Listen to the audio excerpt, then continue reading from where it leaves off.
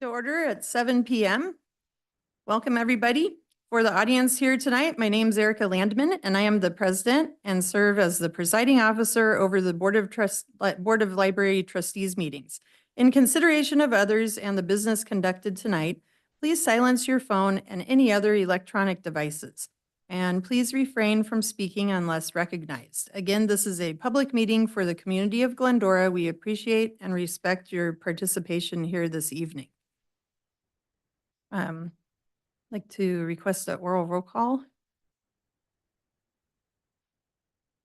Trustee Chu? Present. Trustee Cintron? Present. Trustee Tolan? Present. Vice President Johnson? Present. President Landman?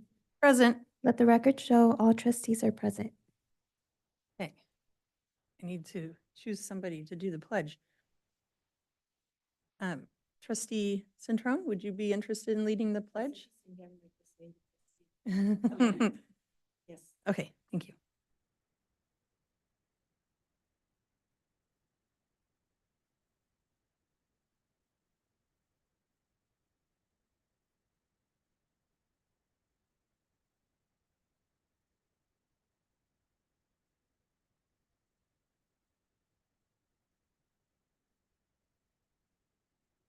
Thank you. Okay. Would anybody like to reorder or add to the agenda? I personally would like to reorder the agenda, though. Is that okay? Agreed. Okay, so I would like to reorder items 5, 6, and 9, please. And President, is that the order in which you wish to reorder? 5, 6, 9? Yes.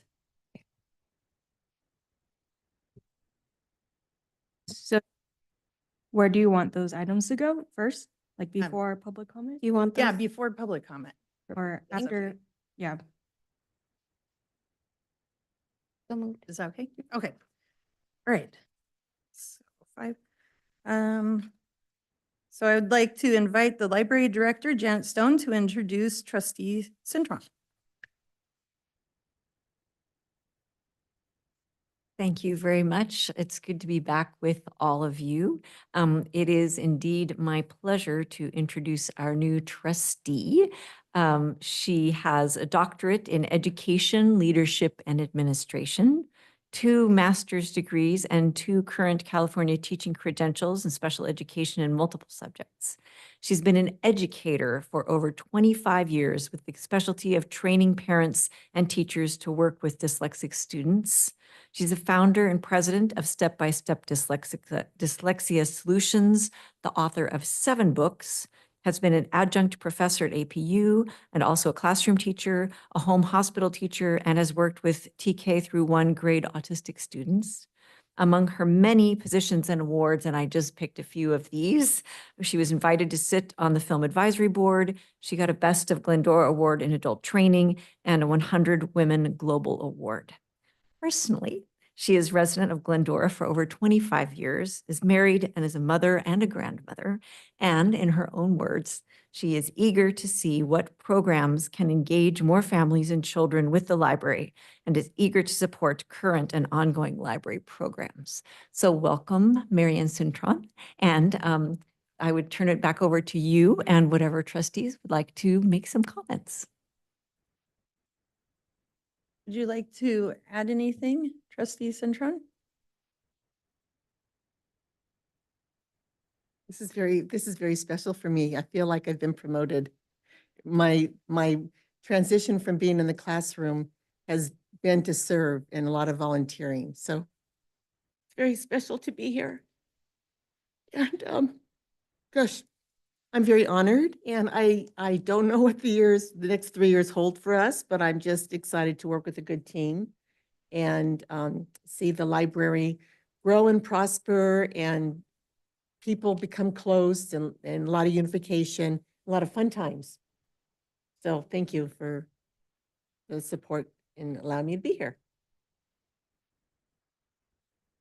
Thank you. So I do want to welcome you. So I'm very happy that for your 3 years of upcoming service. So I hope you have fun. And it's a very nice, warm, friendly atmosphere here. So, thank you.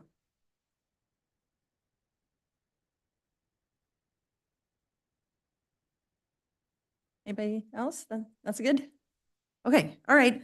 So we'll go on and move on to the next special item, number 6, Measure Z informational presentation. I'd like to invite actually, I would like to invite the city manager, Adam Raymond, and the mayor of Glendora, Mayor Mendel Thompson. Sure, thank you.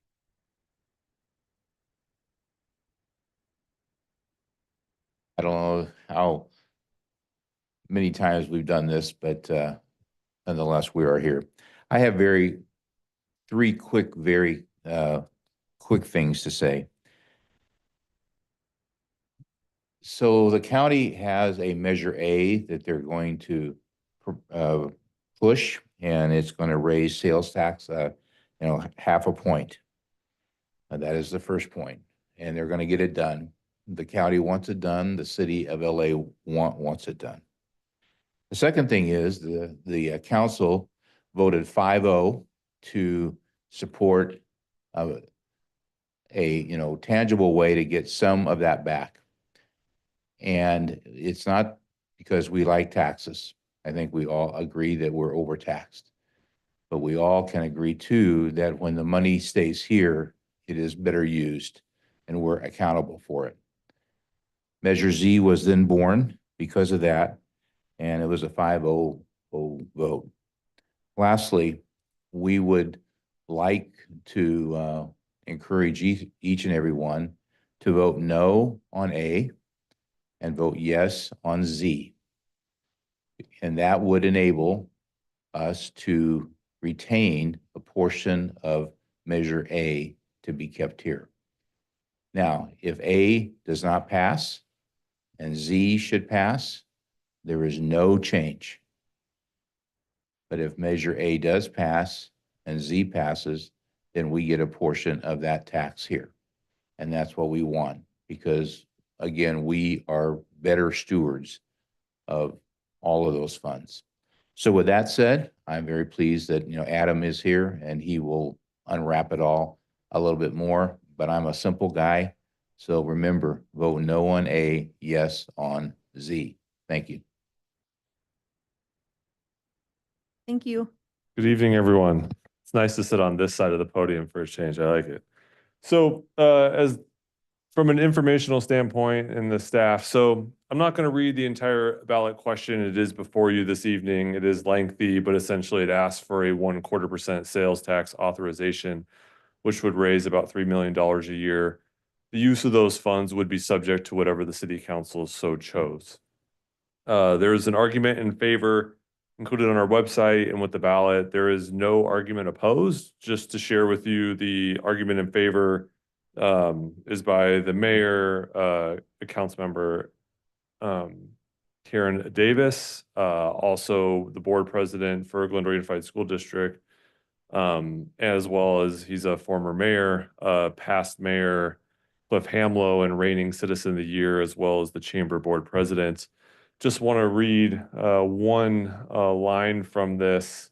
What we really think is a fiscal responsibility, accountability, and transparency make Measure Z a wise and responsible investment for the Glendora residents. And wanted to share a little more of sort of how we even got to this place. And so the reason why this is homelessness is there is a current 1/4-cent sales tax in the county, Measure H, which the city is hoping to supersede when Measure A is on the ballot to repeal it. So just for this body with some background, and the library is kind of a unique department where you serve a lot of the unhoused each and every day. Many people don't even realize that that's the case. And so the city over the last 5 years has spent more than $10 million on homelessness services. We've added FTEs with human services, with our police department. We've added programs, we've added a van to assist people moving their materials, we've added emergency shelter beds, we've added services to try to afford those the care necessary. In addition to that $10 million over the last 5 years, the city council's also spent almost $7 million purchasing and preparing the land for an affordable housing project. to put this in perspective, Measure H at the county, which was passed in 2017 by the voters by 2/3, was estimated to raise about $3.5 billion over a 10-year period. Currently, it's estimated to raise about $4.5 to $5 billion. About $20 million has been raised from Glendora to date for 2017 for the purpose of homelessness. To date, the city's received back about 490,000 of that 20 million, of which 140,000 is shared with other agencies. So a lot of what we're talking about here this evening is the city's ability to take the resources that would have been allocated to the county and said put them to use by city staff in the city of Glendora. So we get asked a lot of the questions, and the next two slides are really important here. So this is the breakdown of your sales tax. So if you were to buy an article of clothing, let's say, in the city of Glendora, and in a lot of cities in LA County, your total sales tax rate is 10.25%. I'm sure it surprises nobody that the state has 6%, but the county has 2.5% and the city has 1.75%. And why that is important is if you look at Measure H on the bottom and look at R 1.75, that's 2%. In the state of California, there's a local 2% cap, meaning if you want to go above the total of 2%, you must receive special approval. If we look in what's being proposed here, you'll notice that what the city is trying to do is recapture the part from Measure H in 2017. The Measure A before the county has a provision which would repeal Measure H in its entirety before it expires. Measure Z also has a provision that says if and when it's repealed or expires, and Measure H will expire in 2027, that it wouldn't take effect until either one of those things happen. But in order for the county to get Measure A even on the ballot at 0.5%, thereby exceeding this 2% threshold, they needed special state authority, which they received in AB 1679, which allows them to exceed the cap so long as it's a homelessness measure. Measure A before the council is also a citizen initiative, so it's not subject to 2/3, it's subject to 50+1. So in a presidential election in Los Angeles County, taxes tend to do fairly well, especially when they are countywide.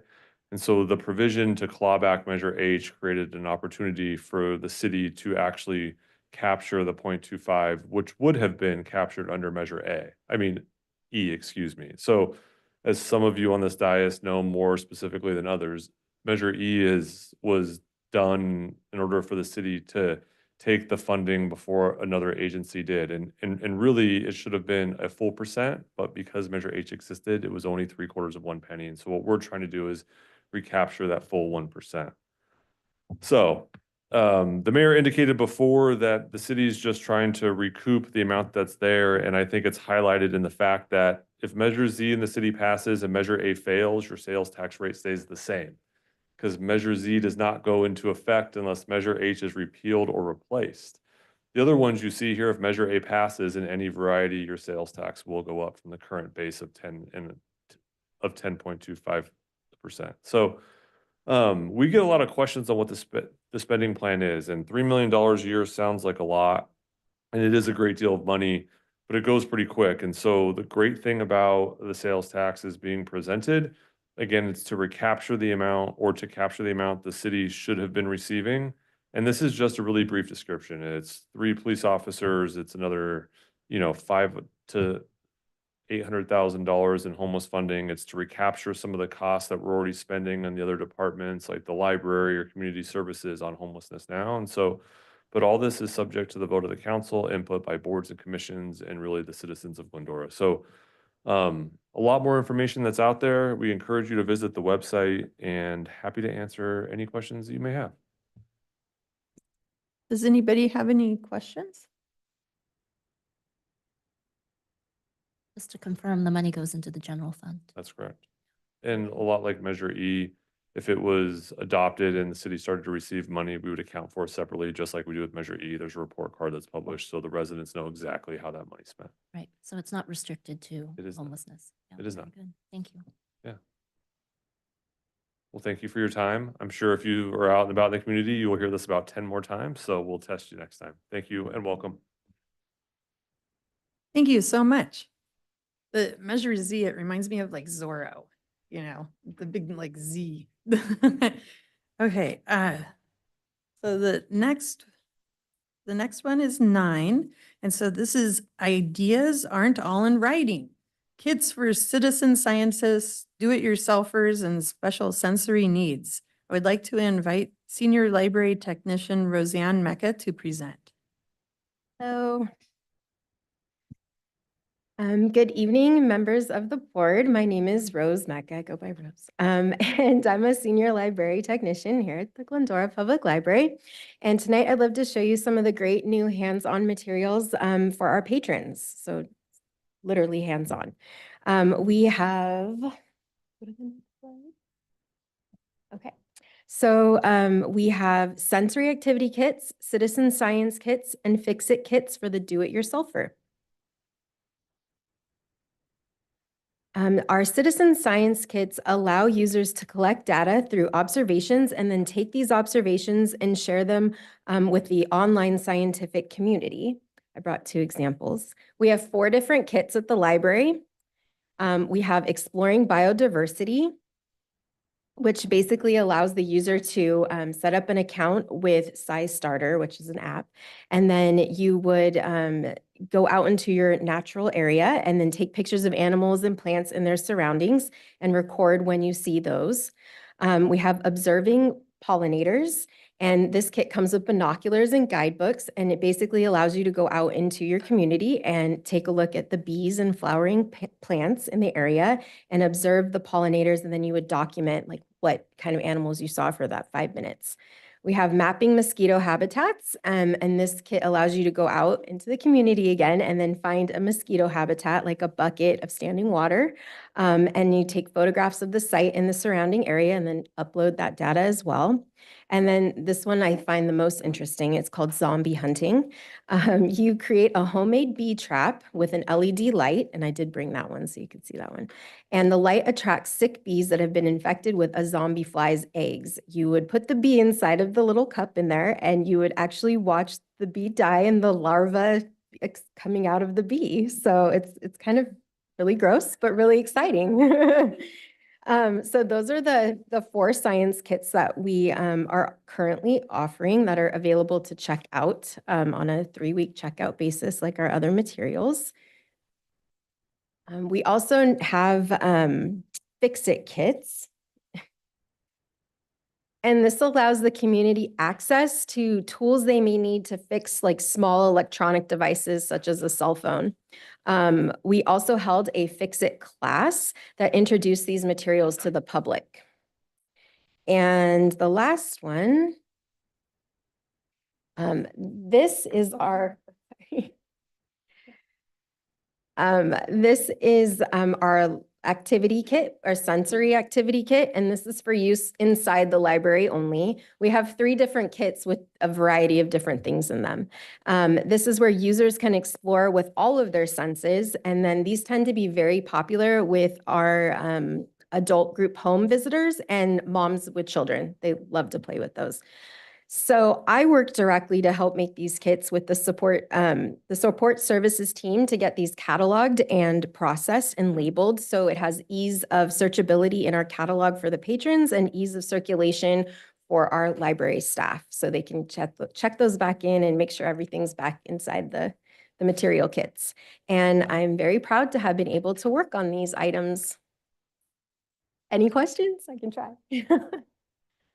Anybody have any questions? Was this purchased with the grant or with the friends? Yeah, I Friends believe Foundation? that, I know This is the awesome. activity kit, the Fix-It kit was definitely a grant. correct? Okay, Yeah, so the Fix-It kits were grant funded with SCLC and state library funds. It was basically state library came through the Southern California Library Cooperative. I always get the last word wrong. And so that's where the Fix-It kits came from. Along with that same grant, we have solar chargers that we will be unveiling to come in a new kit that's going to be coming. The sensory kits were purchased with supply money, and then the science kits were purchased with content for the public funds as part of our city funding. this is awesome. I love this. I'm curious how many of these kits are available? Because I have like my hiking club at my middle school and the students go on the hikes and then I point out like different animals and stuff, but how? So the science kits, there's 2 each of those. So for a total of 8. So there's 2 of each one.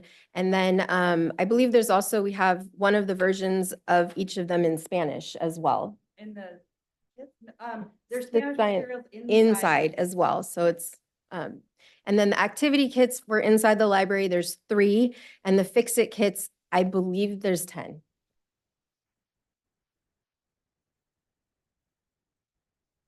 Thank you.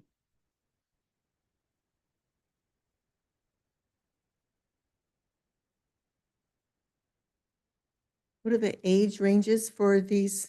For the science kits? Yeah. So the science kits, really the citizen science site, SciStarter, most of the experiments are intended to be done by adults or children with adult help. They're really not intended to be done by children solo.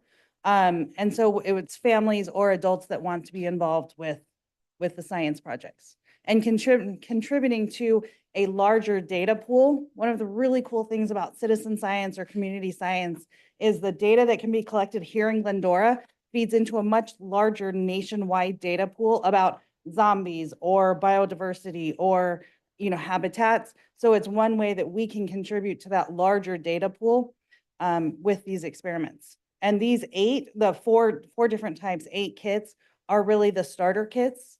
If it seems that this is really something that our community is engaged with, then we can look at enhancing and purchasing additional ones. What about the manipulative kit? I have a little 2.5-year-old granddaughter. So the manipulative Gravitate kits, to that. they were purchased really as sensory kits for some of our group home families, or not families, adults that come in and use the library. They come in almost daily and will check out the kits as something else to do while they're inside the library. We do have families that check them out, but their original intended audience had been our adults with some developmental challenges. Thank you. Has there been any checkouts yet or any inquiries? Yeah, so we did have them available during on display during some of our discovery challenges, discovery zones. So when they could come in and check in, and that one day we had them come downstairs and they almost all of them got checked out. So the science kits definitely are circulating. The activity kits, they circulate all the time within the library as the group homes come in and out. That's mostly again who's checking those ones out, and it's great seeing them use those activity kits because we do have the coloring sheets and things like that, but they're just an extra added bonus for them to have and to experience. The fix-it kits, I don't think those have circulated as frequent, but hopefully in the future, as long as we get the word out that we have them, I think that's the key factor. Anybody else have question or comment? What was the catalyst for the creation of the kits? Where did the ideas come from? So any of the kits, all of the kits, Well, like the zombie. the zombies. Isn't that The fun? zombies. So citizen science has been around for many, many, many, many years. And one of the listservs that library staff is on happened to have the SciStarter information on it. And the SciStarter site actually had all of the kit building information available. So inside you notice some of the guides and instructions for how to participate. That was all directly from SciStarter. We didn't have to create any of that. We did have to assemble the whole thing. We had to buy all the individual pieces, and then one of our staff put the whole thing together. But a lot of that information was already done. And so we did that. We do know that Glendora has an appetite for science and seems to respond to science sorts of programs and activities. And so we thought this would be a great way for Glendorans to then contribute to the much larger environment of collecting science data. Interesting. Thank you. Sure. Thank you. Thank you so much. Awesome. Well, that's exciting. That's great. I'd love to hear like an update, like if there's more of a demand, if demand increases, which I think it will soon. So thank you so much. I'd like to open public comment period. I would like to invite members of the public to address the legislative body. Speakers are limited to 3 minutes, speaking once on both on and off agenda items. If you're in attendance, please fill out a speaker card and submit it to the recording admin before the close of the public comment period. Once recognized, speakers should advance to the podium, state your name and the subject matter you wish to discuss. Have we received any cards? No, we have not. All right, so thank you. Then we'll go ahead and close the public comment period. Does anybody have any statements or reports to give? I have a report and I submitted a set of slides. I'm just assuming it's in the report.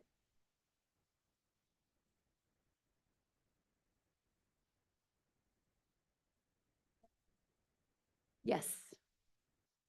They were blue, but they could have been zhuzhed.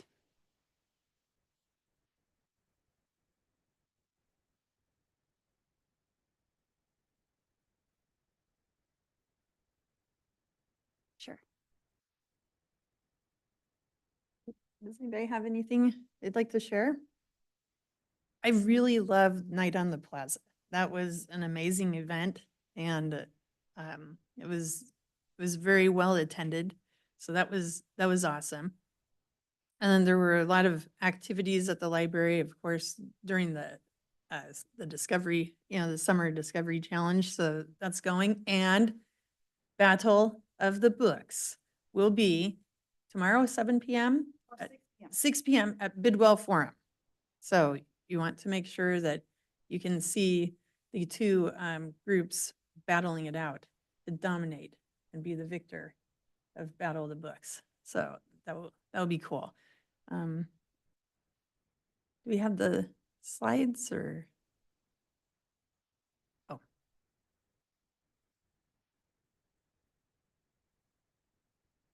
Anything else or? Nothing. Okay. Oh, maybe at the end portion? Is that okay? Okay. Yeah. Okay. So I would like to. Those are that's it. Yeah, that's it.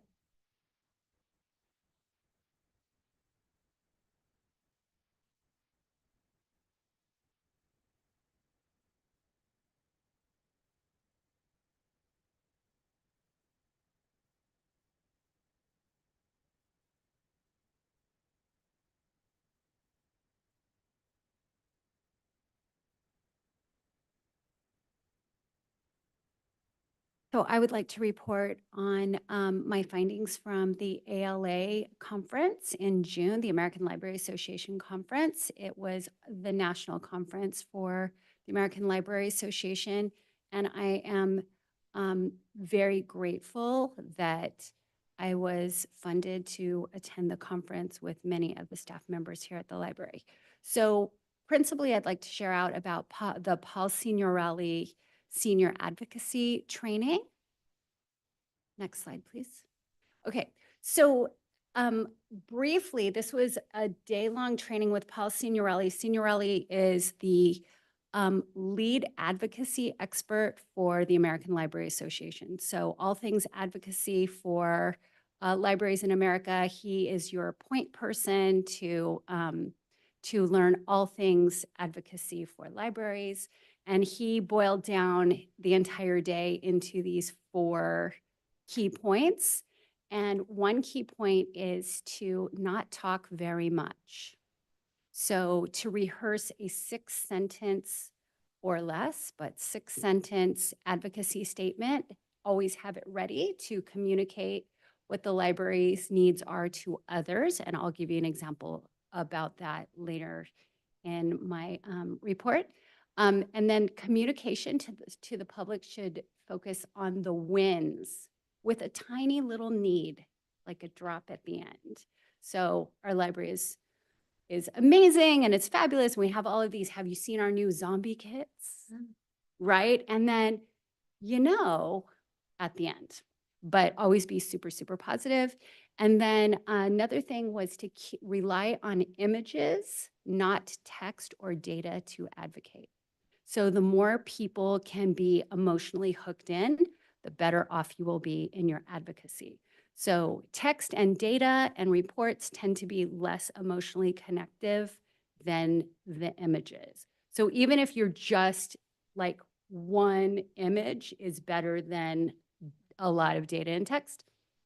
And then here was kind of his charge to us, in addition to crafting the 6-sentence advocacy statement, was to collect 6 to 8 vignettes about library successes to communicate and connect emotionally with others. So always have these really spectacular stories at the ready that you can kind of use when needed. Next slide. Okay, so the 6-sentence advocacy interaction, that's kind of like a photo of what it would look like in action. Next slide. So this is, it's actually far more difficult than you would imagine to craft what's so amazing about the library in 6 sentences. It's hard because you want to get it right, and it's a very tight text parameter that you're trying to work with. So example, and this isn't perfection, but just an example. The Glendora Library just does the most amazing work for so many people in our community. We love the library so much. We have an incredible program for students, for seniors, for children. The programs inside are just so impactful. Our library is filled with learning and joy, positive, positive, positive. And then here's your drop at the end. We just need a building that's going to reflect all the vibrancy of the people and programs inside. And then you stand and smile and wait for what their response is. But that's it. Don't keep trying to connect. Just 6 sentences, a little ask and smile. Step back. Next slide. So communicate with images and emotion, not text and data. So like, for example, the kits that you just brought in, like how phenomenal was that? Like hands-on, and there were photos that went with it, with the presentation. And that would have had a different kind of connectivity and message if it was just showing us data of like how many kits were checked out this month. It wouldn't have the impact. Next slide. Okay, this is going to be where we work to connect with the experts that work at the library. So his charge to us was to collect 6 to 8 vignettes of library successes to connect to the emotions of others. And his example of this was he was leading a team of people walking through the library, a library in San Francisco, and one person wasn't very emotionally connected. They were kind of just walking around. But he knew that this person was a veterinarian. So the vignette that he pulled out of his pocket was talking about, oh, have you heard about our Read to Puppies at the shelter program? And the vet went, oh? And he connected with this vet like, oh, yes, we pair young readers with dogs in needs of homes, and it happens every Tuesday and whatever. And then all of a sudden you have a fan for life because he had the right vignette, he knew the person, and he knew how to connect. So that was one of his homework assignments for us, is to gather these tales of great emotional impact and kind of like, you want them to feel the feels about the library. The next slide. And so here's the recommendations. Rehearse that 6-sentence advocacy script. You want to amplify your advocacy using the images and emotion, and then collect the vignettes 6 to 8 and use them strategically. So I loved the day-long session with Signorelli. He's definitely a master. He is coming back to California Library Association Conference in October, is it, Janet? October. And they've actually expanded his role at the conference. So he went from 1 presentation to 3. So I would highly recommend the day-long training I took is compressed into like an hour-and-a-half session, I believe on Thursday or Friday, and then he's also presenting on Saturday. So those were my takeaways, and so I need to work on collecting my stories. So thank you. Any questions? All right, thank you. Thank you, Vice You're President welcome. Johnson. That was awesome. Thank you. Let's see. Like to, for director or staff, you have, would you like to share your report? Janet? Thank you. As always, there is a report in the packet, which is available to you and as well it is being available to the public on the website. As usual, I won't go through that in great detail, just provide you a few updates. I do want to mention that since we were on summer hiatus, there's a longer report than usual. There are 3 months worth of data and images in there. Speaking of that, I just wanted to say thank you to all of you for your understanding that that the business of the library board is only part advocacy, and part of it really does have to deal with the data and the drier reporting. And we thank you for your patience with that. We are learning how to make it more visual for you as well. Tonight's hands-on was an example of that. So we are learning as we go. But there are going to be many times where the things that we need to share with you for our accountability and for our planning purposes are pretty data centric. And I just wanted to say thank you for that. And I'm also just wanted to say I'm so proud of the staff, because one of the things that we are learning how to do is to take those 6 sentences and talk about them, be able to talk about them in terms of the library, but also be able to talk about them in terms of the public, like what happened, what those public stories are. So what the public is able to do because of our services and programs. So how great to see it distilled so beautifully. Thank you for bringing that back, and just thank you for all the ways in which you engage with us, both the advocacy wise and visually in storytelling and on the data end too. Thank you. Okay, so 3 months of reporting, and I wanted to say that emotionally, it felt like there were several months of activity in our collective world just last week because of the bridge fire and the other fires in Southern California. In addition to participating in some virtual emergency operations center. Thank you, Cindy, for helping out with that while I was out of town. Library visitors were also able to view up-to-date information from the city's cable channel when we made a monitor temporarily available on the main floor for continuing coverage during the fires as well. Just wanted to say our hearts go out to all those who have been affected and are still being affected by those fires, and our thanks to all of the heroes that are helping everyone who has been impacted and helping make sure those fires are put out. This month new, I'm sure you have already noticed that our PowerPoints have a new look to them. And there's a more consistent messaging and images for the public because of this new brand standards and implementation. And we were pleased to have Senior Digital Media Specialist Greg Morton come and talk with the library staff about how to best integrate that new imagery and those new standards into our workflow. Also wanted to report out a little bit on some questions about team building.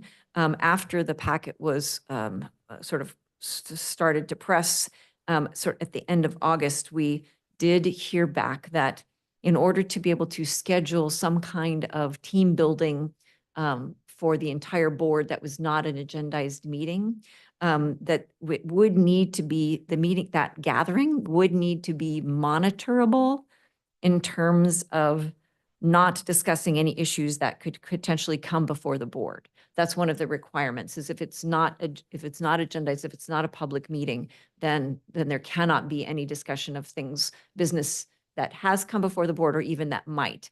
And we need to be able to monitor that. So I'll be touching base back again with the city clerk's office in the next few weeks. And if we can come up with any suggestions or solutions for that, we'll let you know. But I just want to let you know, we did hear that and have been in consultation about how we might make that happen. We also did reach out to a variety of other places to see how that might be done elsewhere, and we didn't come up with any examples. So we'll work on that. Let's see here. Let's see, on August 27th, the council heard a report on the polling about facilities funding.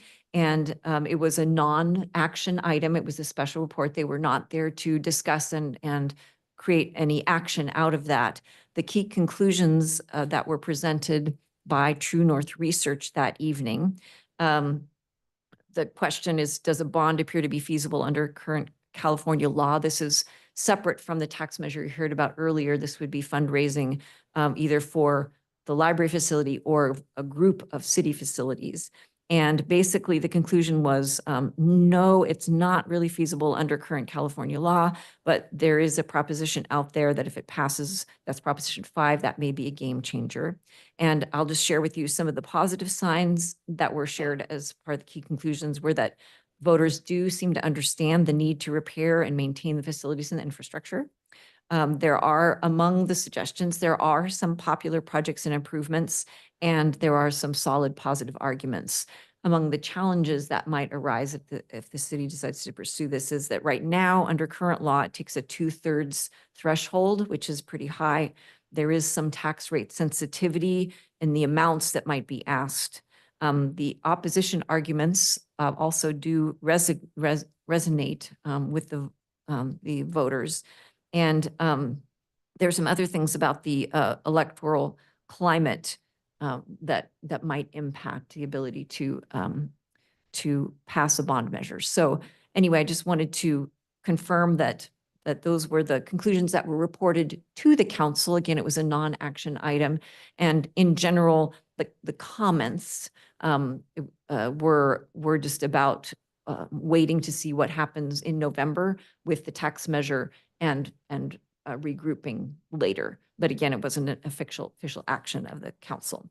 And let's see here. And already the last thing on my list was for the narrative report was also the Battle of the Books, which you've already heard about tomorrow evening. And I just wanted to say to anybody who might be listening that it's a trivia contest, and it doesn't matter if you haven't read the books. It's totally fun, even if you haven't and you don't know the answers. It's just great to see the kids in action and also see the parents in action too. So highly recommend tomorrow evening, 6 p.m. Bidwell Forum. That's a great trivia contest.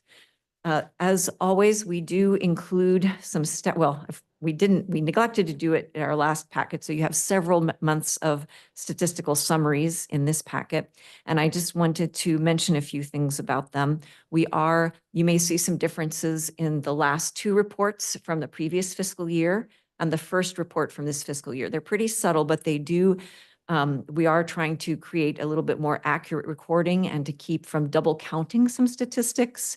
We are clarifying some of the language, so it may seem, again, subtle, but instead of Wi-Fi users, it is Wi-Fi uses, because we can't say necessarily that every time the Wi-Fi is used, it is a different user. We can just say that that's how many times it was used, if that makes sense. So we're making sure that we're really representing the statistics as correctly as we can. Also, you'll see that we've added something about the catalog reading recommendations that people can access. This is a wealth of information that our customers can access inside the computer catalog that lets them browse just like you would in an online bookstore for your next related best read. Other customers also, or, this is what it's like. And we haven't been collecting those data, so we've added that to the statistical summary. When we present the year-end report to you, we anticipate that being next month. You'll of course see the multi-page document that underlies the statistical summary, and we'll be talking a little bit more about some of the adjustments that we made in between last fiscal year and this fiscal year. So with that, I will just ask if you have any questions about anything in the narrative report or in the statistical tables. Does anybody have any questions? Just out of curiosity, the new stat that you just mentioned, the reading recommendation views, is that like when they click on it, like, or are they just like browsing through that section? I will let Library Services Manager Cindy Romero tell you a little bit more about that statistic. So that is actually when they are viewed. Uh-huh. So whenever that section of the catalog is viewed by someone, that's what that specific count is. There is a separate count for if they're clicking on it and using it in a different way. Mhm. That is represented in our electronic resources, like the searches, because that's what that represents. But just to actually see it within the catalog is the view. Okay. It'd be cool if the number is significant that we see like number of checkouts for those recommended books. I don't think we can tie them together. Oh, okay. Unfortunately, that's like those pieces don't Uh-huh. necessarily go together. What we can see is the number of views. We can't necessarily see which items were viewed. I see. Okay, got it.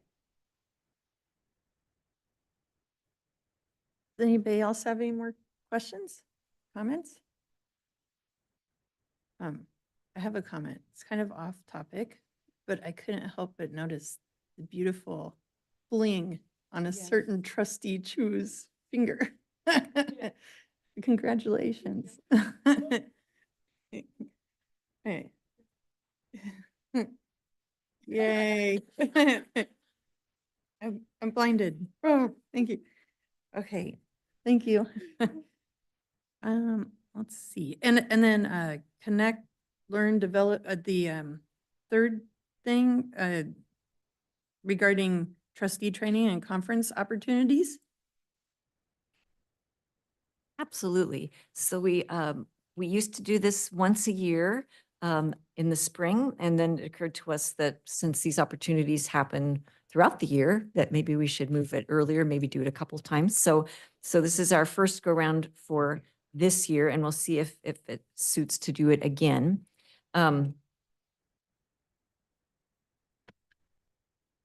So this is, oh my goodness. Such a wealth of clickers here. Terrific, thank you. So basically we just put together a few key things that are available to trustees who are interested in developing their knowledge and their skills and that kind of thing. And to start with, the first few are some that are designed specifically for trustees. One of the longstanding one is something called the Library Trustees Toolkit. It's been put together by different agencies over the years. This time it's now posted by the California State Library. There is a toolkit and a resource guide, and the address is here on the screen. Rather than print out copies for each of you and have it go out of date, we wanted to make sure you knew how to get to it. It's also very easily Googleable, by the way. I've excerpted here for you some of the pages from the resource guide that list the continuing education options that the State Library has put together. So there are a variety of them here. We've pulled out a few of these as well on later slides, but there's a huge selection here of kinds of training and webinars and other things, self-paced stuff that you can do if you're interested in developing your knowledge about being a library trustee here in the state of California. Just note this, the resource guide itself says this, and I want to point this out as well, that first of all, none of the stuff in here is that they refer to is really legal advice. There are, of course, legal things that are involved with being a trustee, and those resources are not intended to provide that. And the videos, some of them are provided by other states, and they are maybe related to those state laws and not to California. And sometimes what applies in California may or may not apply in Glendora in particular. So it's great for general awareness, but please, in Glendora, if you want to take action on something, please start with the library director, and we can get in touch with legal counsel or whomever to check on what really applies here in Glendora. But it is great for some general principles of what library trusteeship is all about.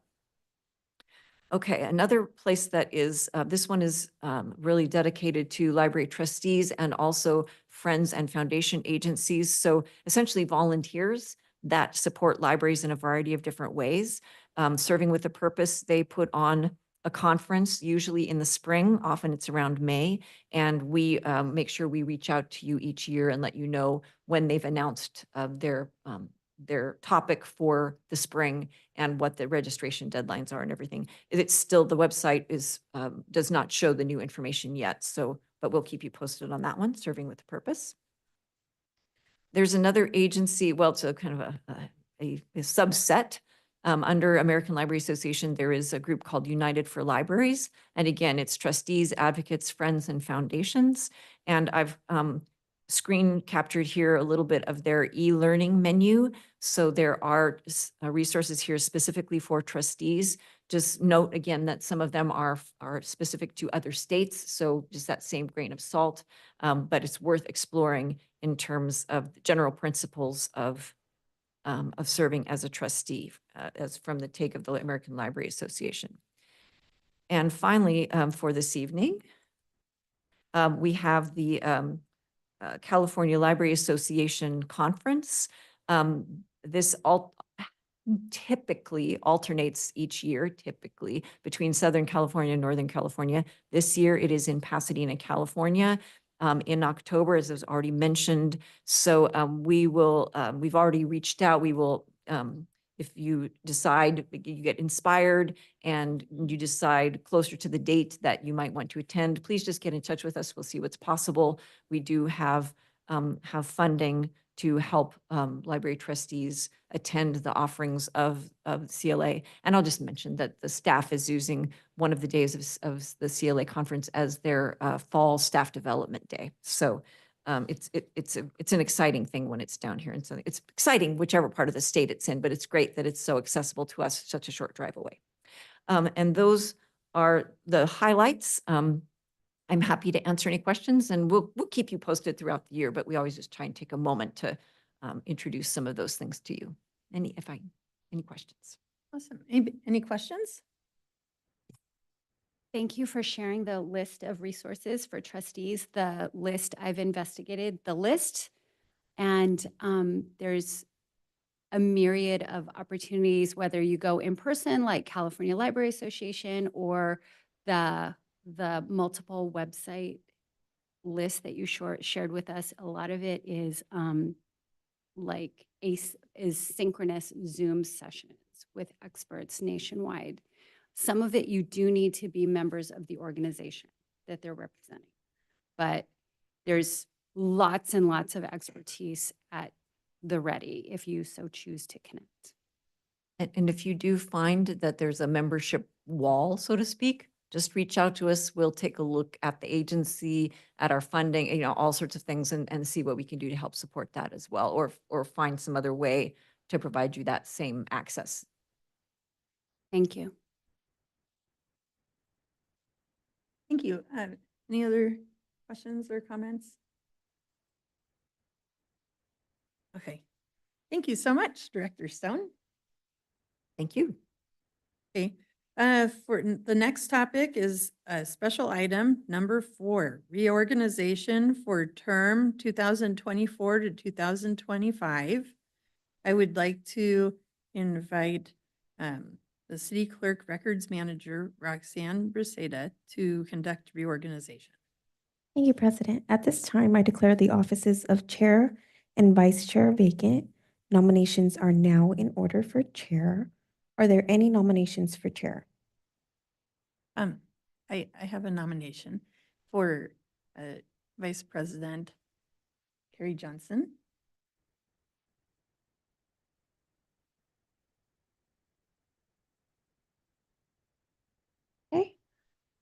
So Johnson has been nominated for chair. Are there any other nominations for chair? Hearing none, I declare Trustee Johnson is the elected chair by acclamation. Congratulations, Chair Johnson. Thank you. I will now turn the meeting over to you to conduct the selection of vice chair and the remainder of the meeting.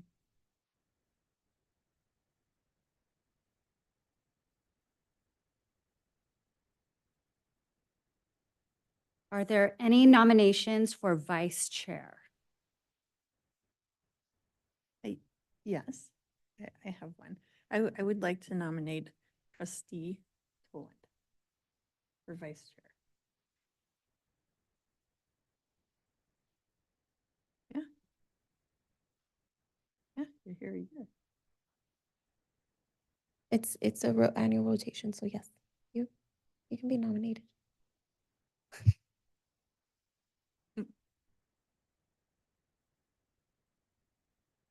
Nominations are, are there any other, okay, are there any other nominations for vice chair? Hearing none, I declare that Tomoko Tolland is elected as vice chair by acclamation. Congratulations, Vice Chair Tolland. Can I say one thing? Yes. And I really wish that we could do like joint chairs. That would be awesome.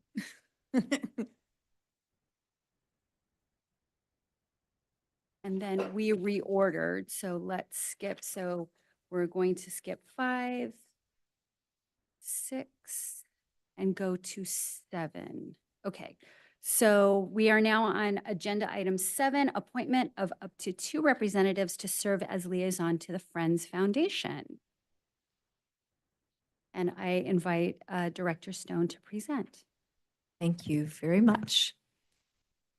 So according to the bylaws of the Board of Library Trustees, the president shall appoint representatives to the Glendora Public Library Friends Foundation Board and other such bodies as deemed appropriate. Appointees shall serve 1-year terms not to exceed the length of term remaining on the library board.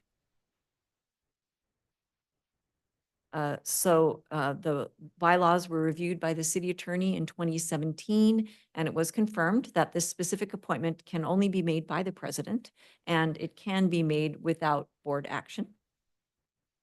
So just a little bit of history in 2023 to 24. So last fiscal year, Carrie Johnson served her 2nd consecutive year as liaison, and Tomoko Toland served her 1st.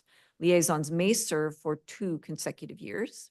When selection has been made, library staff will notify the foundation of the appointments for the current fiscal year. And that's my entire presentation. So I am stepping off as a representative for the Friends Foundation. I have my 2 years and I'm stepping away. And then Tomoko is on for 1 more year, correct?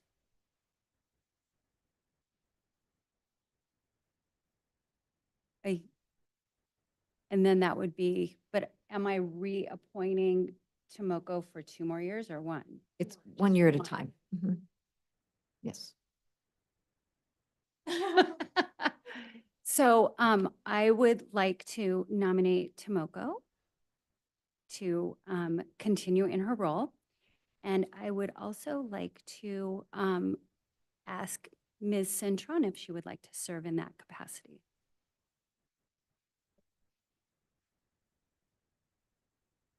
I would say that the meetings are scheduled during the day.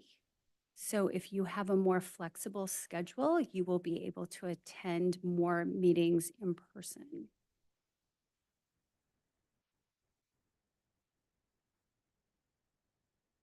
Yes, I will accept that. Very well. And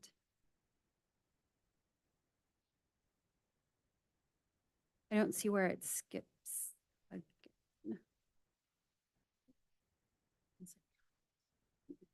We did. When? No, we didn't do this one. But that's all, that's it. I did it. I did that. Oh. So is Director Stone presenting again on this?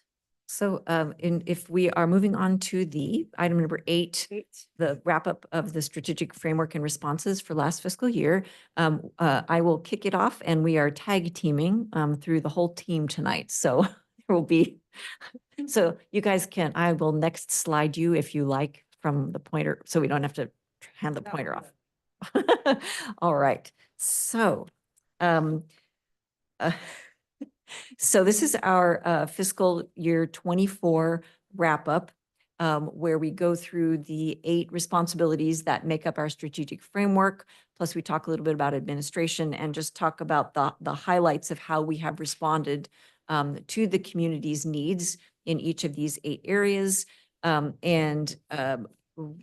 see, and to begin, we would like to thank the Glendora Public Library Friends Foundation. For they are present throughout this report.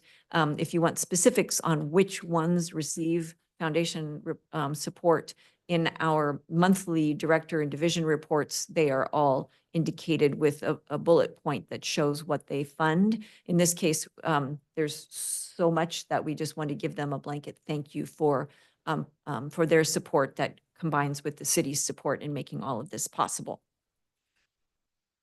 Okay, so to begin with, the first of our 8 responsibilities is about making sure that the world of ideas, which is what is contained, of course, inside books, which are the traditional symbol of the library, but are not the only way that the library delivers the world of ideas. So the first responsibility is just to make sure that those ideas, in whatever container they come, or if they don't come in a container, as they often don't anymore, that they are nearby to our constituency, that people can have direct, like physical access to those ideas. That's our very first responsibility. And to talk more about that, here is Library Services Manager Cindy Romero. Good evening again. So one of the ways that we connect people is people to people. You know, we're connecting people to each other within the library building spaces.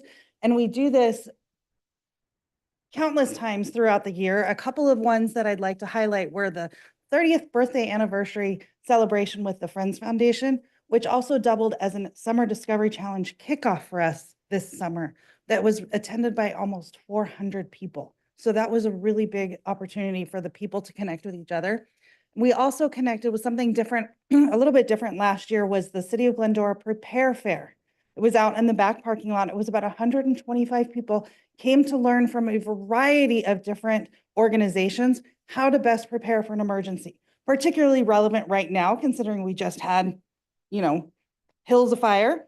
And that was one thing that we did last year was we helped with the police department organizing that prepare fair. There was forestry, there was mosquitoes, there was, I believe, about 15 different organizations, some of them with their big, cool vehicles out in the parking lot, where the community was able to come and connect with those resources. Next slide, please. We also contribute to those person-to-person connections out in the community, not necessarily here in the library building or here on the Civic Center, but we do that through attending the Flashback Car Show last year, where we were able to kick off the community archive, and we got to visit with about 500 different people that night. We also can participate in the Earth Day events that are held by the City of Glendora, and this past year was a new one. We were in Finkbeiner Park this year. In the past, it had been up on the Library Plaza, but for obvious reasons, we're no longer there. So we have moved to Finkbeiner Park, where we were able to have 2 different types of reptile interactions. One was a big audience show, and the other was a more intimate understanding of how to stay safe around rattlesnakes. Like live rattlesnakes. So just a couple of the things that we do to help those person-to-person connections wherever our community happens to be. We're also connecting virtually and in person to different thought leaders and experts in their field. This is through the Library Speakers Consortium is the official term for it. During the last year, we had 35 online speakers and over 3,300 views throughout the year of those speakers, which is pretty big. Topics ranging all over the place. And we're also connecting with different partners. So just like in the Prepare Fair, our summer discovery zones, we bring in community partners here to the library building, to our community. And we also connect out into the community with Rotary and Kiwanis meetings where we help them find speakers so that those groups can connect with different speakers. The list, this is just an example of some of the partners that we have had the privilege of connecting our community with. The school district, the the Council of Governments in Gabriel Valley. I always confuse it with City of Glendora, sorry. Same initials. Daughters of the American Revolution. We had the Fine Arts Academy. The list just goes on and on. We even had this summer, the mosquito and vector control came to teach all of our Discovery Zone participants how to stay safe around the mosquitoes this summer. So that was a pretty neat one. Oh yeah, this one's me too. Sorry, I lost track of which slide I was doing. And some of this is so we've talked about connecting people to people. We've talked about connecting people with different partner organizations. We also connect the community to different resources. So some of those resources are physical, like the iFixit kits we took a look at earlier today. Some of them are a little bit making sure that people can connect with those materials that don't necessarily come to the library. So one thing that was started recently was the LaFetra Center hosts a weekly after stroke support group. It's the After Strokers. So once a month, library staff takes library materials there, and it's basically a mobile library for those people to check out while they're there. Many of those people only leave their homes for that one meeting a week. And so this gives them the opportunity to participate in the world of ideas and have those materials brought to where they are. Thank you. Now I'm sitting down. So as it says on all of these slides in this section, the world of ideas needs to be where you are, needs to be where our customers are. And historically, libraries have been very concerned about the gate count, about how many people are coming through their doors. It's not that we don't care about that, but really the idea is wherever you are, that's where you need access to the world of ideas. Now, what is the library building? Well, among many other things, it is a place for the community to gather and to build ideas and talk about ideas. And we're finding that the interest in that is growing and growing and growing as the interest in traditional library materials slowly wanes over the years. So not to say that people aren't still checking out books, but the interest in programming and experiences and that chance to interact is greater. And the library building, of course, is a headquarters for that. So over the last year, a couple of things that I think were really very exciting were when we did the structural analysis of the library building, that included that service visioning with the city and the foundation and stakeholders and some of you who helped us figure out what that next library building might look like. And then also, of course, the polling steps for possible funding initiative to see what might be, how we might get there in the next few years as well.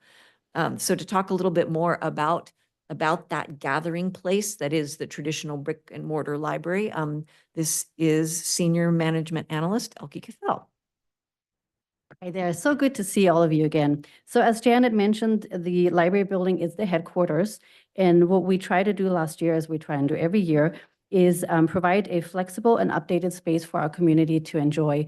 So one of the bigger things that we did last year, and I believe all of you have probably seen it, is our mobile shelving that was funded. Thank you to the Friends Foundation for funding that.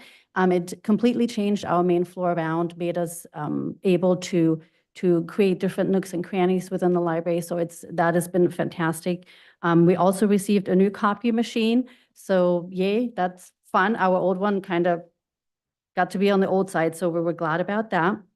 And of course, as always, we want to make sure that the library building is safe and clean for everybody, staff and the public.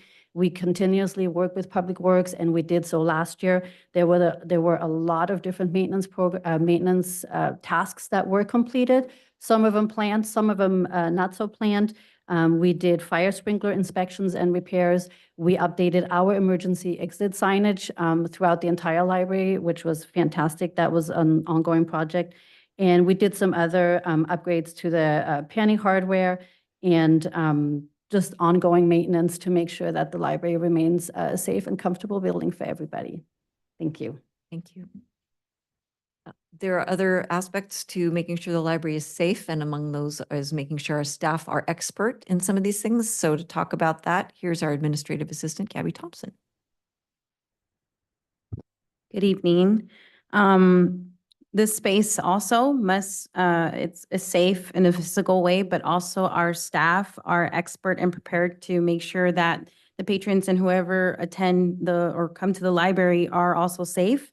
So these are some ways that our staff are prepared to keep our community safe within our gathering space.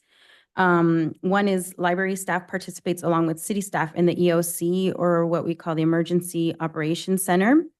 And we participate in exercises to be equipped to help the community whenever there's an emergency, such as kind of like the fires that we're in now. Another activity we participate in is the annual shakeout. So that usually happens in October. And staff participate in being able to get patrons out of the actual building. And we review our procedures, and that sort of thing. And one more thing we've kind of done is we're participating right now in emergency preparedness. And staff right now are getting like daily challenges from our public safety management analyst, and making sure that we're prepared, not only personally, but also as a staff city employee. And I would like to report that the library has won this competition in participation twice in a year. So I think with that, then the library is a pretty safe place with our staff prepared to help anyone that needs it. Thank you. So the next of our 8 responsibilities has to do with the idea that no matter how nearby the ideas are, there are some human skills that are needed to be able to interact with those ideas. Alphabetic literacy is obviously a huge foundational part of this in library services, but there are a ton of other kinds of literacy that let us interact with the world of ideas. And we are responsible for making sure that people have the ability and the opportunity to learn those different literacies all throughout their life. So to talk a little bit more about that, and welcome back to Cindy. So reading habits are encouraged. We practice print awareness, motivation, interacting with stories. Oops, sorry. Different heights at the podium. Exploring plots, genres, story sequencing. We have events throughout the year that really highlight the importance of reading. Reading habits, reading encouragement. Among those are the In and Out program that will kick off on October 5th for this coming year. Last year, we had a total of 651 participants, which was one of the bigger years.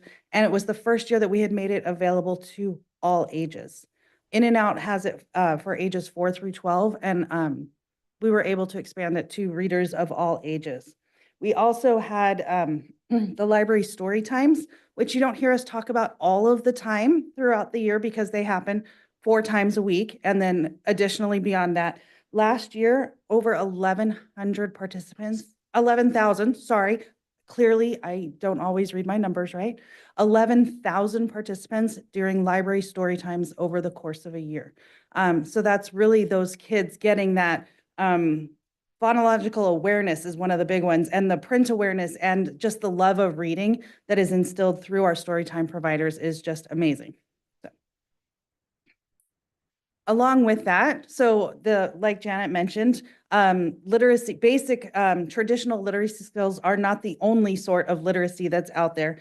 So we also encourage some programs that practice critical thinking and problem solving skills, encouraging creativity and other sorts of literacies. Along that is one of those would be the Battle of the Books that's coming up. But then we also had an introduction to Dungeons and Dragons. So people could learn some of those gaming skills and how games work and that sort of thing. And we had a very popular last year spooky science program that was attended by, surprise, 300 participants. I think 300 participants.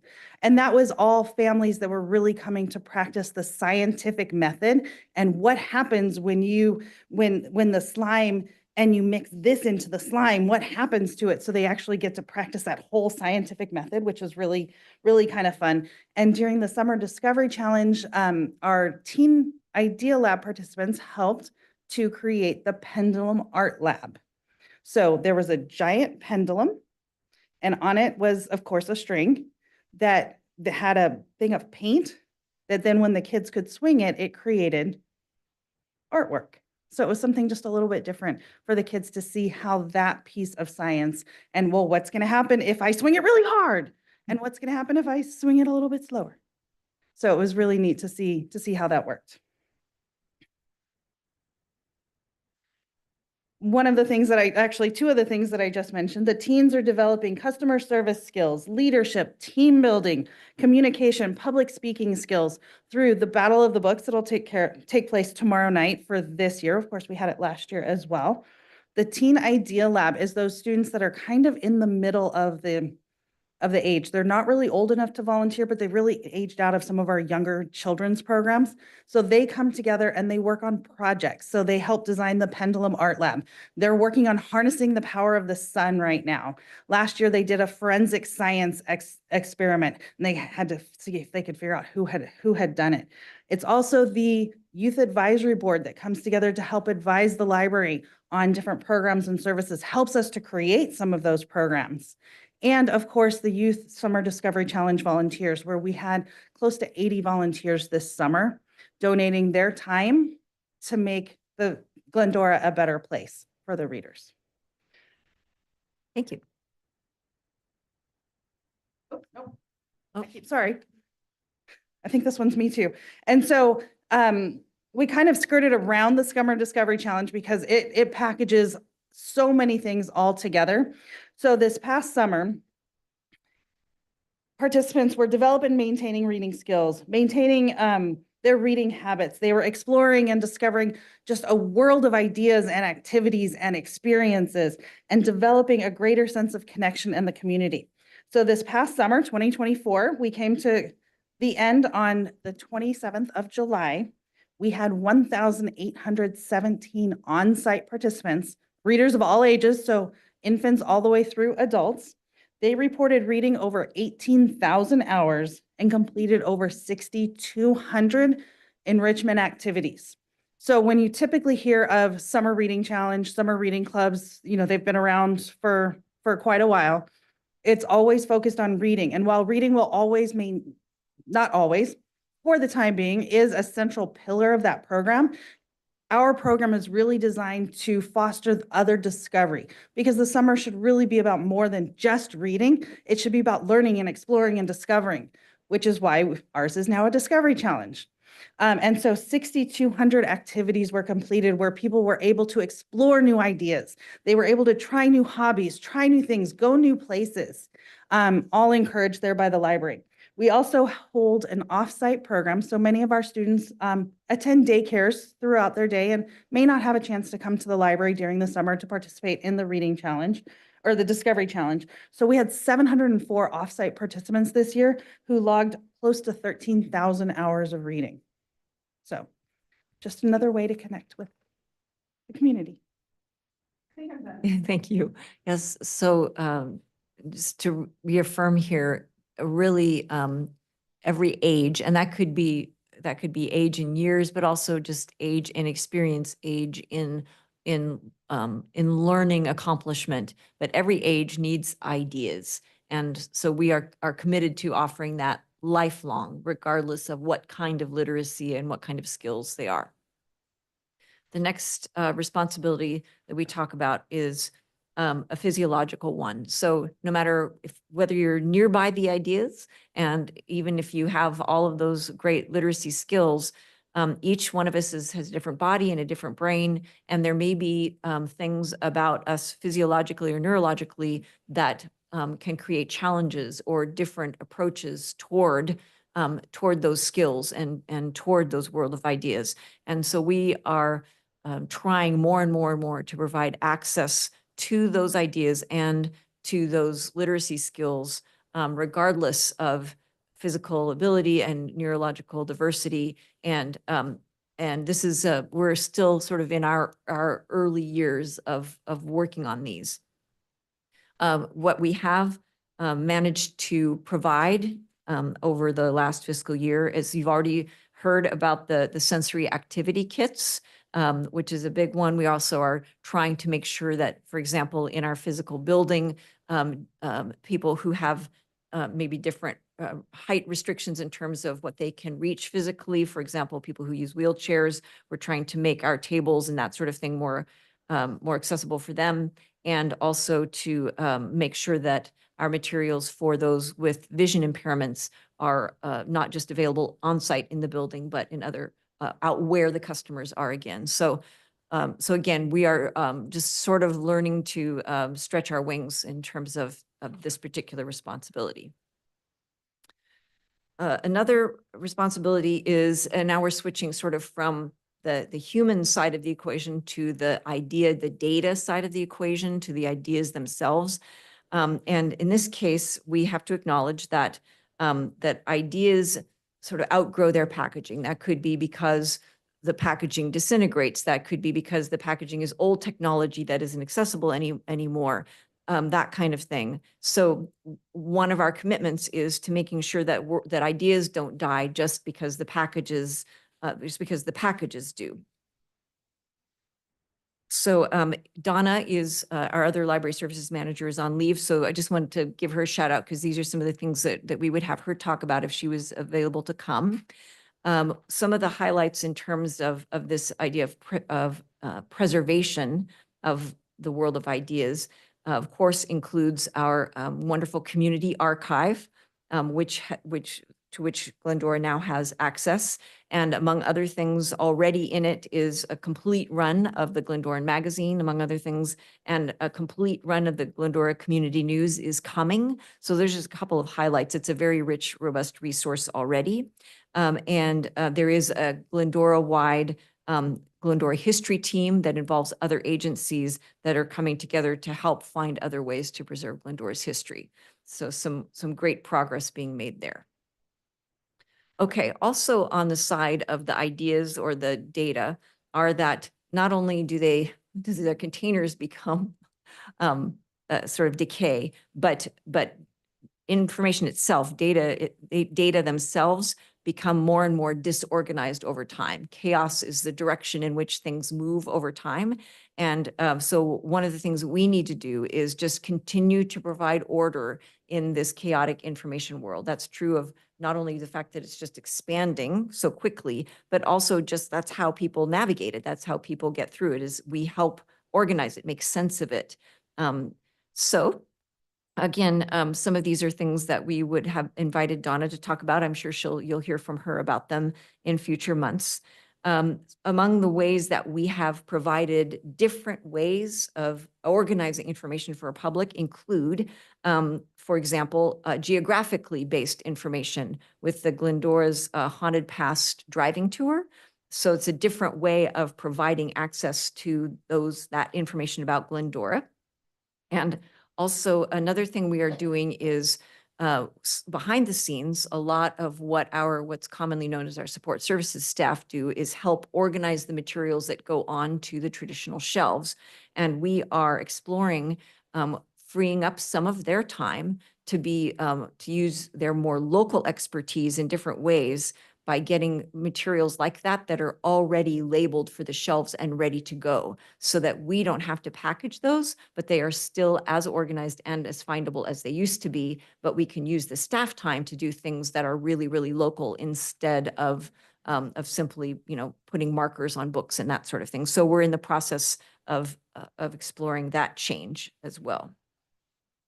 Another way in which we organize the world of ideas is just is our staff, right? A huge amount of what they do is basically just making sure that they make sense of the world, the wide world of ideas that's out there. And if somebody comes and asks for help in how to navigate that, we provide it. Doesn't matter if it's in person, by email, whatever it is, if it's through programs, if it's through the computer catalog, whatever it is. And whenever we support the staff, we actually support all of these responsibilities, but this is really a key one, the ability to organize the world of ideas. And I just wanted to take this moment to acknowledge that the classification study, I know it's a long one, it is still underway, and the reason that it is the consultant themselves, as I have shared before, confirms that we are ahead of the curve and there are no other library models like our model to draw on. So they're having to create some of this from whole cloth. And they are working with human resources right now on getting some information about surrounding markets so that they can like help cross-reference the jobs that are getting described for our library with others out in the world, so that other future comparisons can be made. But we are describing the jobs in the new ways that that befit this kind of thought about library processes. So I guess I have been flipping through my own calendar and my own listing and not following along for you. Here we go. Okay, so next we have a couple of other things about the way that people and information interact. And in this case, you have to acknowledge that the ideas basically are subject to perspective, to accuracy, to perception, and to influence. There is no necessarily absolute right and wrong. Things get skewed, things get influenced. And it's up to us, not necessarily to make judgments on the rights and the wrongs, but to give people the skills and the context for helping decide what might be skewing those ideas, and to make decisions about their accuracy and their context themselves.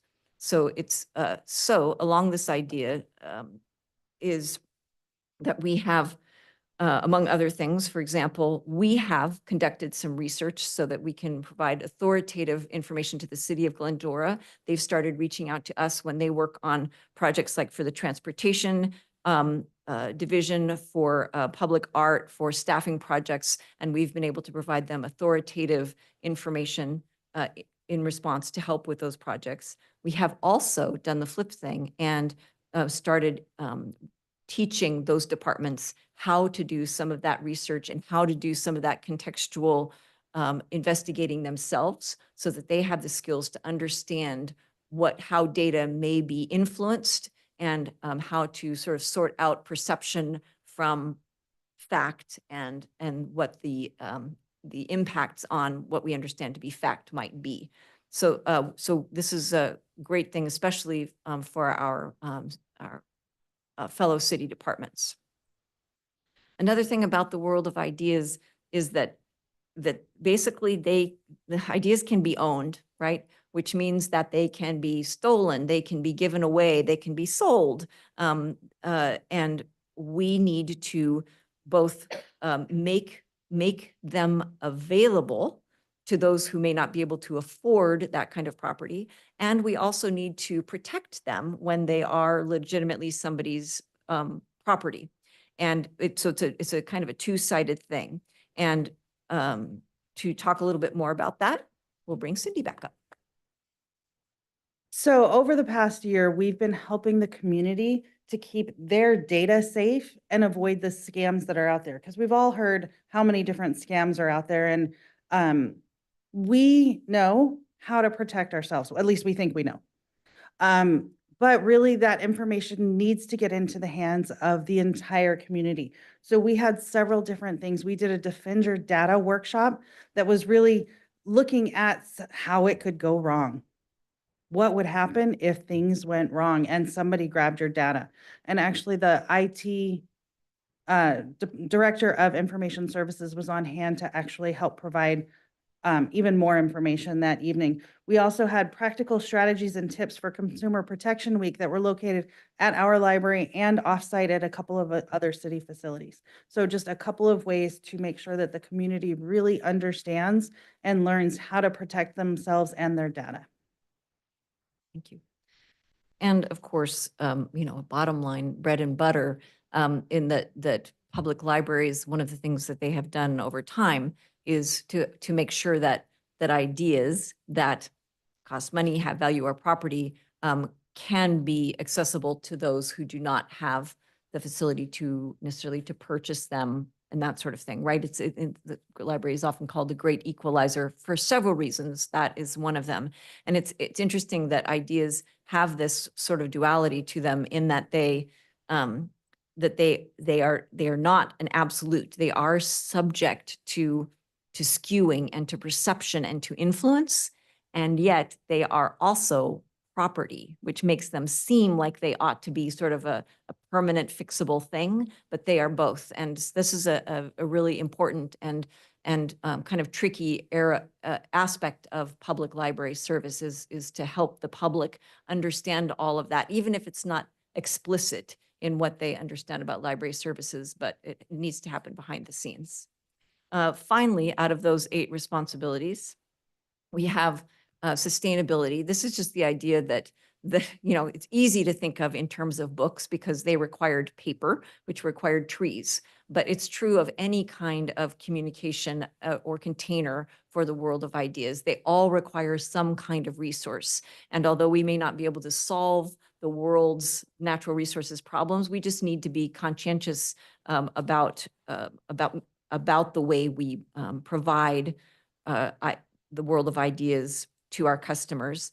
Of course, the library is one of the great, in terms of reduce, reuse, recycle, it's one of the great reusers, right, in terms of the shared collections. Another great thing that we do here in Glendora with the help of the Friends Foundation is that we find new homes for materials that have that are no longer in use at the library or in the homes in the community, because the foundation takes in so many donations, and through them, we really help find libraries. We help both the library and community members find new places for their traditional materials to be reused. And it's a great addition to the traditional ways in which the library is a reuse resource. We always conclude by talking about administration.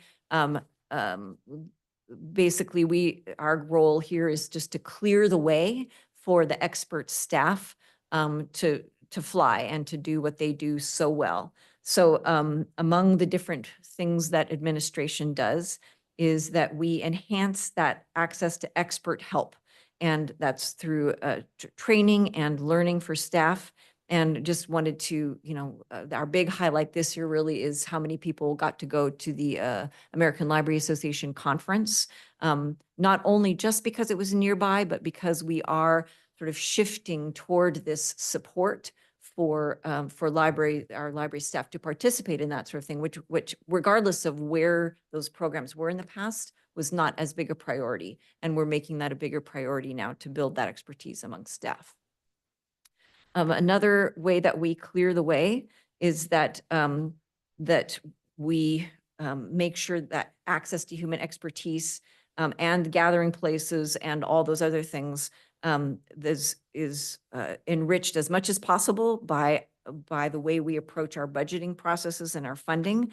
And the library was granted over $90,000 in general fund increases for this fiscal year compared with last fiscal year. And also we have tentative approval from the foundation for over $190,000 in grant funding from them as well. And so that's another way that behind the scenes, we are making sure that expert staff has the ability to meet all of those other 8 responsibilities. I am more than happy to answer any questions about making the library accessible, sustainable, enduring, contextual, organized, lifelong, valued, and nearby.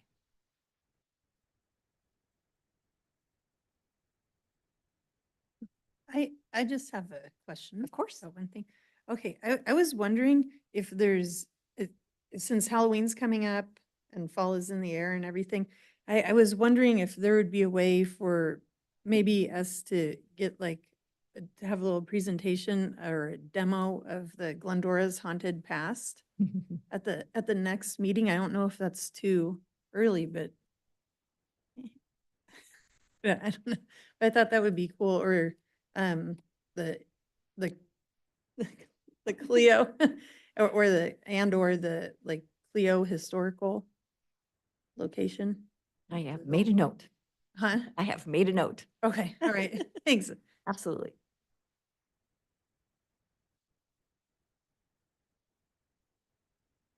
I'd like to comment. Director Stone, that was amazing. You are like giving a dissertation just with all that information. I'm so impressed.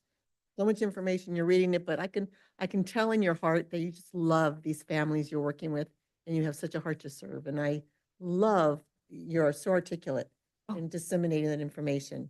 Thank you. And thank you, Cindy. You guys did a great job. I wanted to comment that I brought my little grandbaby, 2.5 years old, to these reading mornings. I would alternate when I would have her. Sometimes I'd have her on Tuesday, sometimes I'd have her on Wednesday, and sometimes I go early, sometimes I go later. We loved them, and it opened up a whole new world of learning for her. And I just applaud that program. I love the ladies who were teaching it, and it was fun. And it was really fun to see the parents engaging. I mean, we're sitting on the floor, grandparents and parents, dads and moms, sitting on the floors. Because I'm a literacy specialist and starting with the preschoolers, I could really appreciate the value of the books and the scarves and the eggs. Everything she did was exactly what I would be doing, hands-on. And I just was just so proud of them all the time. And schedule changed with my daughter-in-law, so I didn't get to continue going, and we really missed it. And then I wanted to comment that after we would do that, we would go to the computers. And I don't know if that is an area we could talk later about how to give parents some of the training on how they could have their littles work on the computers with the headphones. I know a lot of times we'd go on there, I didn't know what to do, but the kids love to put the headphones on and interact. But I think that would be a really fun area to expand for the littles. But I was just really pleased with that. And it's kind of what motivated me to come, want to be a part of y'all. Thank you. So we are on consent calendar.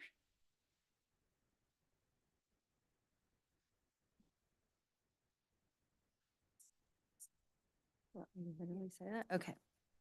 So And I'd like to- items, say it again. Go ahead. Okay, items on the consent calendar will be enacted by one motion without individual discussion unless a trustee has requested it removed for separate discussion.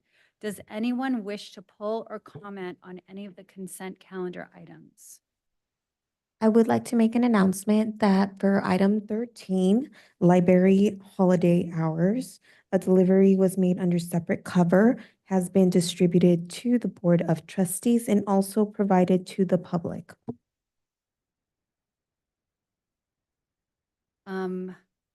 So we will now take a vote. Pardon? I would like to request a motion. I would like to make a motion to approve the consent calendar. And a second? I second. Um, I will now conduct an oral roll call. So we have a motion made by Trustee Landman, seconded by Trustee Chu. Trustee Chu? Aye. Trustee Cintron? Trustee Landman? It should, Yeah, If- it goes by order. if Trustee Cintron wasn't here, should she abstain? You will abstain for the minutes. We can go ahead and do that. So abstain means that you will remove your vote for the minutes as you were not part of the actual meeting. And so I will make a note to do that, and we will go ahead and add her vote for the other items. But, I don't remember, but I, if, in case I didn't. Wonderful. say it. And then Vice President Tolan, Aye. President Johnson. Aye. Motion carries 5-0.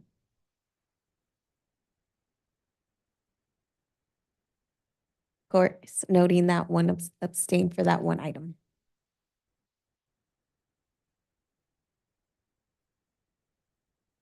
And we are now on item 14, and I invite Library Services Director Janet Stone to report. Well, thank you very much, but I'm going to turn the microphone over to Administrative Assistant Gabby Thompson. That was a quick pass. Okay, so this is to discuss the cancellation of regular Board of Library Trustees meetings for the 2024 holiday season. This slide shows history and background. According to the bylaws, the board should meet monthly, and we meet every third Monday. Historically, holiday schedule reviewed to consider cancellation of affected meetings. And for 2023, last year, trustees canceled November and December 2023 meetings. And per city council action, 2nd November and 2nd December meetings of council are no longer held. Here is a table to illustrate how holiday and meeting dates fall on the calendar and are related to each other. So you can kind of see what the Board of Library Trustee meetings are currently scheduled and where the holidays fall. December meetings have been canceled since 2015. And last year, November and December meetings both fell close to the holidays. And as previously mentioned, they were actually canceled by the board. So our recommendation today is that the Board of Library Trustees review and provide direction on what, if any, of the library trustee meetings should be canceled due to the holiday season.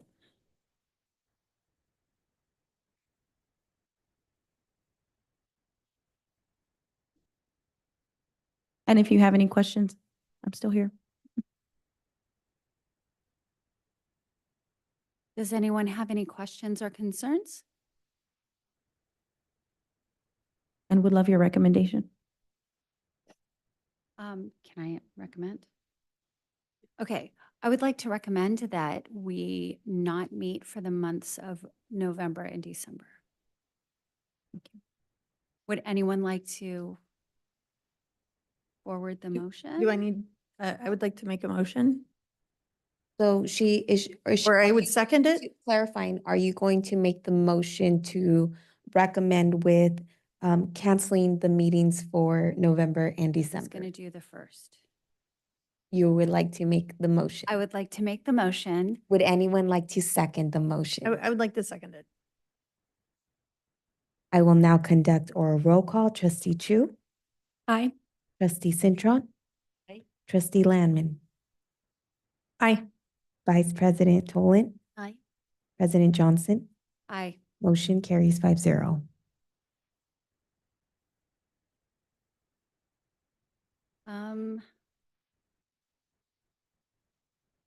So we are down to item number 15, and I would like to invite Library Services Director Janet Stone to report. Thank you very much. Okay, this one I will take. The goals planning for you, the Board of Library Trustees, for the fiscal year we are currently in, fiscal year 24 to 25. So basically, there is just this annual review process at this time of year. And it's so that you can look over the goals and also the process you use to set the goals and decide how you want to proceed. In last year, in August, the board voted that the goals and the goal setting process remained the same, which basically the process was just to affirm the goals as they stood already. So there were basically just no changes made last time this came before the board. So we're just asking this year, again, that you review and discuss as you choose the goals, which are in the packet along with some other documents for context, and how whatever process you would like to set or reset or refine, or however you would like to do that. And then you can give us instruction as needed. Does anyone have any comments or questions?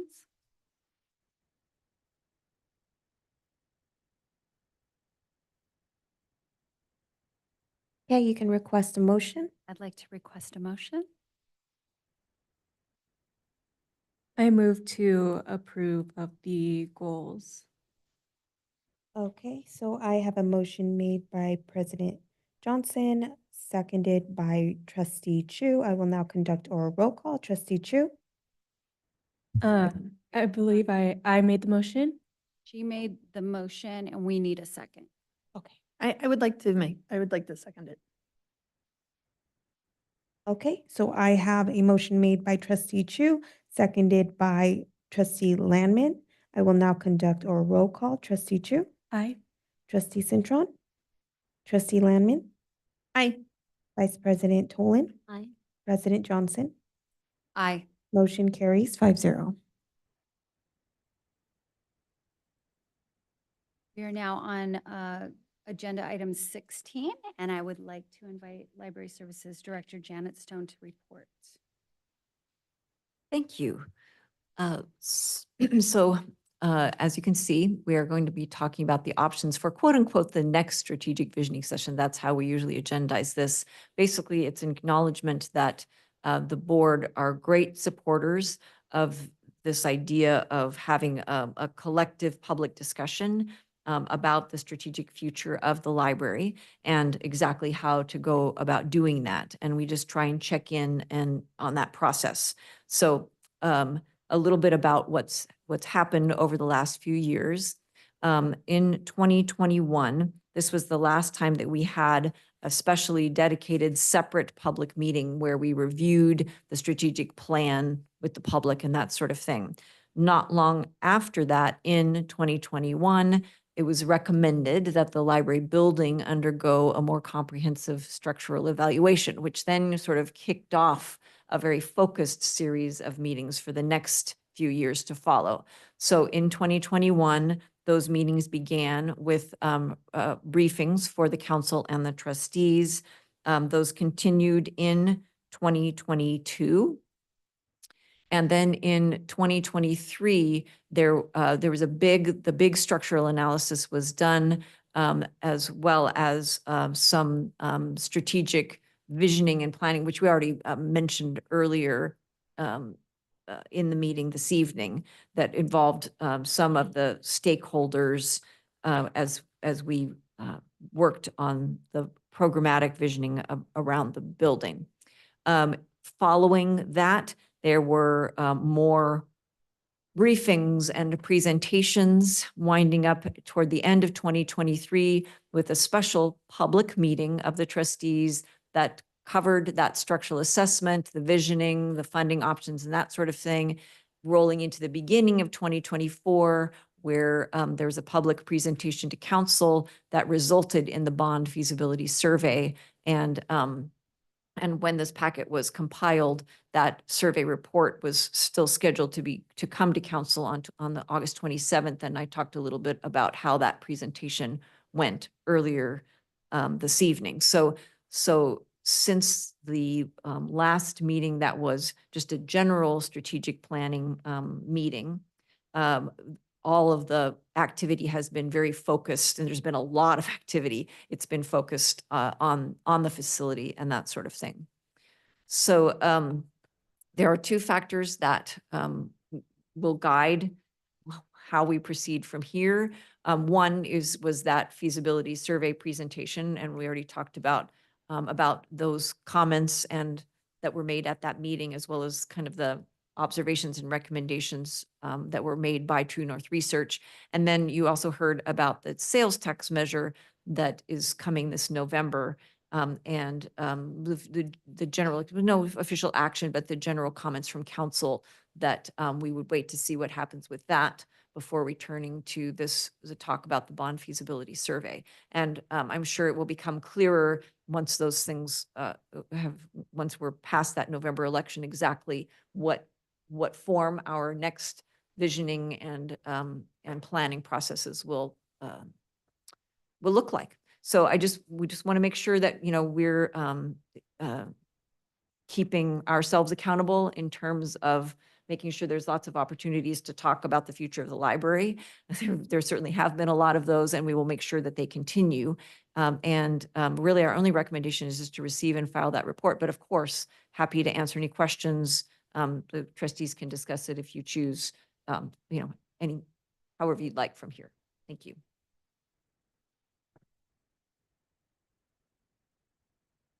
I have a comment about, we won't be meeting in November and December after the election. Is your microphone on? Sorry, but I would like to keep it open if we do need to have a special session in terms of the bond feasibility in December. I would like, maybe we could talk about it next month when we meet in October. But I think it's important. I would like to keep that open.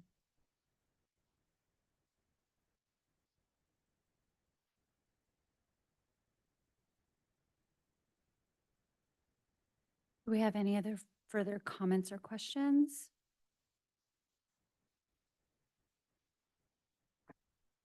Do I have a motion?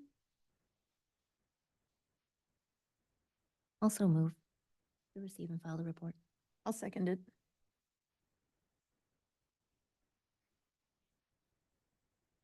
Okay, so we have a motion made by Vice President Tolan, seconded by Trustee Landman. I will now conduct oral roll call. Trustee Chu? Aye. Trustee Cintron? Trustee Landman? Aye. Vice President Tolan? Aye. President Johnson? Aye. Motion carries 5-0. We are on item number 16, options for the next strategic visioning session. Yes? We did that one? Oh, we're closing. Okay. Does anyone have any closing comments? Seeing that there's Hi. no, oh, Sorry. Yeah, I would just like to remind everybody to take the time to go and vote, no matter who you're voting for, but it's very important. And there's a city council election. I'm a candidate, so just throwing that out there. Sorry. And then also there's a school board election as well as Measure Z coming up and Measure A. So there's things to consider. So please go vote.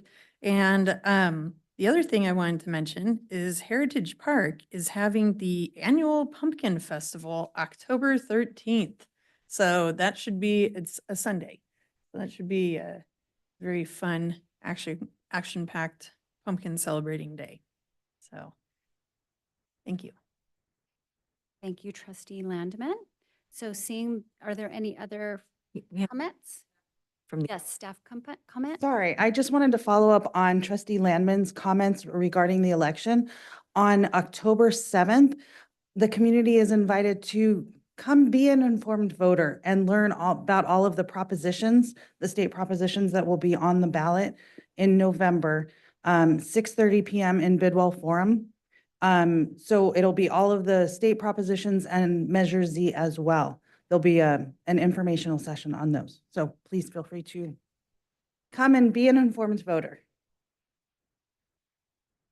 Any other closing comments? And I just have one, and thank you so much for letting me be president for the last year. That was cool. That was a good experience, and I really enjoyed it. And thank you for being patient, because I know sometimes like I'd be like, I'd mess up with the wording on the script, but I would rewrite it. So sorry about that. But thank you again for letting me have that opportunity. Well done. Yeah, I think you did a phenomenal job. So Very well done. So seeing that we are at the end of the meeting, I call the adjournment at 8:54 PM.